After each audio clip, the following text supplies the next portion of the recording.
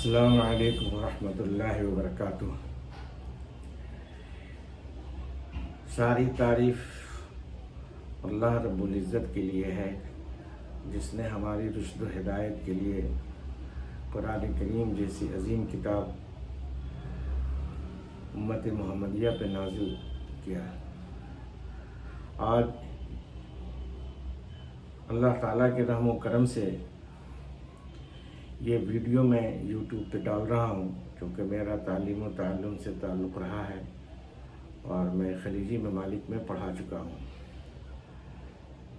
تو چونکہ موضوع قرآن ہے اور قرآن عربی زبان میں نازل ہوئی، تو اس لیے سب سے پہلے قرآن کے اسباب کو شروع کرنے سے پہلے سب سے پہلے اس زبان سے متعارف کرایا جائے۔ بغیر اس کے قرآن کریم کو پڑھنا ہو یا اس کے معانی اور مطالب کو سمجھنا ہو، جب تک اس زبان سے تعارف نہیں ہوگا انسان اس علم کے منزل تک نہیں پہنچ سکتا ہے۔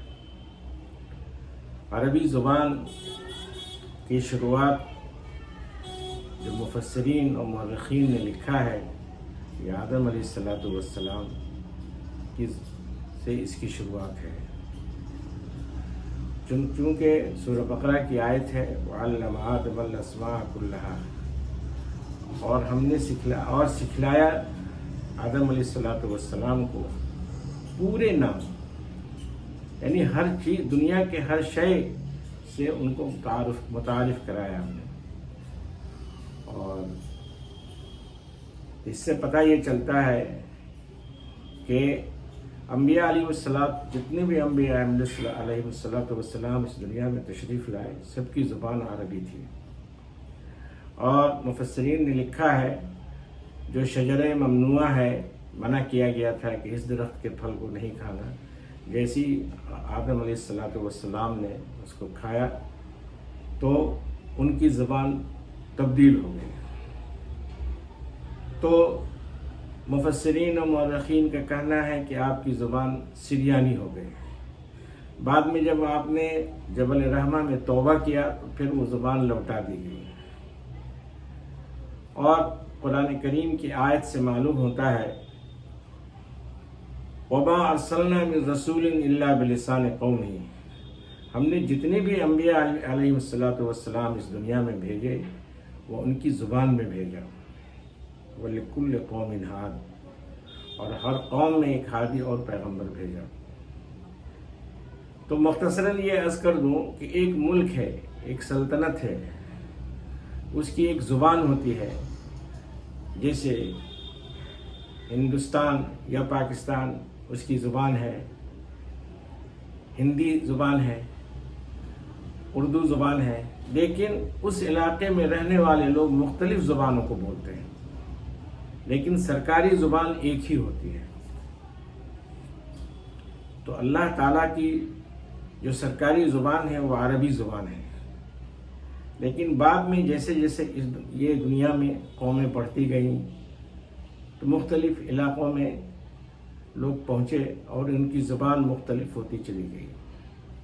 وَمِنْ آيَاتِهِ خَلْقُ السَّمَاوَاتِ وَالْأَرْضِ وَاخْتِلَافُ أَلْسِنَتِكُمْ وَأَلْوَانِكُمْ إِنَّ فِي ذَلِكَ لَآيَاتٍ لِلْعَالَمِينَ۔ اور اللہ کی نشانیوں میں سے ایک نشانی یہ ہے کہ اس نے زمین آسمان کو پیدا کیا اور مختلف زبانیں پیدا کی اس نے، اور مختلف الوان پیدا کیے۔ اب جیسے ہندوستان میں آپ دیکھ لیجئے کہ ہندی اور فارسی اور یہ اور بھی زبانیں تھیں، ان سب میں ایک زبان اردو ہے جو مختلف زبانوں سے نکلی ہے۔ تو یہ بات جان لینی چاہیے کہ جس کو عربی زبان اور ان کے الفاظ اچھی طرح سے بولنے آ جائیں گے تو اس کو ہر زبان کو ادا کرنے میں دقت نہیں ہوگی، وہ آسانی سے ہر زبان کے الفاظ کو ادا کر لے گا۔ اور اس کا تجربہ ہمیں، چونکہ میں گلف میں رہا ہوں تو مجھے اس کا اندازہ ہوا ہے، اور آگے جب میں اسباب کو اسٹارٹ کروں گا تو انشاءاللہ تعالیٰ اس پہ میں روشنی ڈالوں گا. تو اور یہ بھی ایک حدیث ہے کہ جناب رسول خدا صلی اللہ علیہ وسلم نے فرمایا کہ احب العرب لثلاثۃ وجوہ، نبیکم عربیکم وقرآنکم عربیکم ولسان اہل الجنۃ عربی. مجھ سے 3 وجہوں سے محبت کرو، اس لیے کہ تمہارا نبی جو ہے وہ عربی ہے، اور قرآن کریم جو نازل ہوا وہ عربی زبان میں ہوا، اور جب انسان کو قبر میں رکھ دیا جائے گا تو وہاں سے عربی زبان شروع ہو جائے گی اور یہ ساری زبانیں ختم ہو جائیں گی. تو اس زبان کا جاننا ضروری ہے چونکہ یہ حکومت الہیہ کی زبان ہے. تو یہ بتاتا چلوں کہ اس کے ٹوٹل 28 حروف ہیں. ان 28 حروف کے مخارج کو جب تک کوئی نہیں جانے گا وہ قرآن کریم نہیں پڑھ سکے گا. اس کی بنیادی نکات اس کو معلوم ہونے چاہیے کہ زبان کے کس حصے سے یہ الفاظ ادا ہوتے ہیں. یہ جب تک نہیں معلوم ہوگا وہ قرآن صحیح ڈھنگ سے نہیں پڑھ پائے گا. اور دوسری بات جو ہے اعراب، زبر زیر پیش ہے نا. جیسے میں آپ کو بتاؤں قرآن میں آیا ہے وَإِن كُنتُمْ فِي رَيْبٍ مِّمَّا نَزَّلْنَا، اگر تم کو شک ہے جو ہم نے نازل کیا اپنے بندوں پہ یعنی قرآن کریم، تو ایسی ایک صورت لاؤ. تو نزلنا یہ نون کے ساتھ جو الف آیا ہے یہ جمع کا صیغہ ہے، اور اس میں تانیث اور تذکیر یعنی مؤنث اور مذکر کی جمع ہے یہ، کیونکہ قرآن کریم حضرت انسان پہ نازل کیا گیا ہے اور انسان میں مؤنث اور مذکر یعنی مرد اور عورت دونوں کو خطاب کیا گیا ہے. اور اگر کسی نے نون کو نہیں کھینچا صرف نزلنا کہہ دیا، اس سے مراد یہ ہوگا کہ قرآن کریم جو نازل ہوا وہ صرف خواتین پہ ہوا. کتنی باریکی ہو گئی. اسی طرح سے قال یا آدم، اکثر لوگ خطا لفظی کی غلطی کو سمجھتے نہیں ہیں، قالا یا آدم وہ پڑھ دیتے ہیں، لام کو کھینچ دیتے ہیں. تو معلوم یہ ہوا قال یا آدم، کہا اے آدم. تو قائل کون ہے، کہنے والا کون ہے؟ باری تعالیٰ ہے. تو نعوذ باللہ من ذالک کھینچ دینے سے اس کے 2 کے معنی آ جائیں گے. تو ایسی غلطی سے بچنا چاہیے. اسی طرح سے الحمد، اب کئی لوگ ہا کو نکالتے وقت ایسی غلطی کرتے ہیں، اس کو بول دیتے ہیں العمد. تو عمد کے معنی ارادے کے ہوتے ہیں.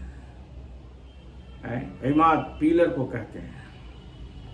تو بات یہ ہے کہ ذرا سی میں وہ غلطی جو ہے کہاں سے کہاں اس کا معنی پہنچ جاتا ہے. تو خاص کر کے جو استاد آپ کو پڑھانے والے ہیں اگر وہ ان سب چیزوں کو جانیں گے تو وہ بچوں کو صحیح طریقے سے گائیڈ کر سکیں گے. تو یہ مختصر سی بات تھی جو میں عرض کر رہا ہوں. اسی طرح سے حمزہ کی آواز ہے اور مشابہ بالعین نہیں ہونی چاہیے، اور عین کی آواز جو ہے وہ حمزہ جیسی نہیں ہونی چاہیے. ان سب چیزوں کا خیال رکھنا ہے.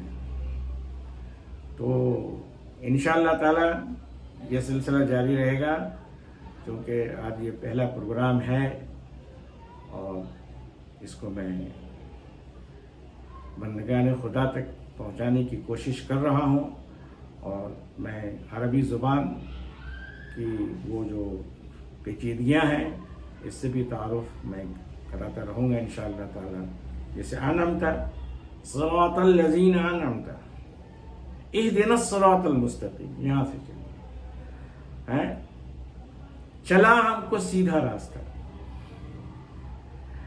صراط الذین انعمت علیہم، ایسی راہ جس پر تیرا انعام ہوا. اگر کسی نے اس کو انعامتا کو انعامتو پڑھ دیا یعنی اس کو خیال نہیں رہا تو چلا ایسی راہ جس پر میں نے انعام کیا ہے. تو بتائیں کتنا معنی کہاں سے کہاں چلا جاتا ہے. تو ان سب چیزوں سے بچنا چاہیے. تو انشاءاللہ تعالیٰ آج جس کو میں لوڈ کر کے بھیج رہا ہوں اس میں بہت سارے ہمارے شاگرد ہیں. تو اس کے بعد انشاءاللہ تعالیٰ کل سے درس کا آغاز ہوگا. جزاکم اللہ خیرہ. اللہ تعالیٰ اس کو قبول فرمائے.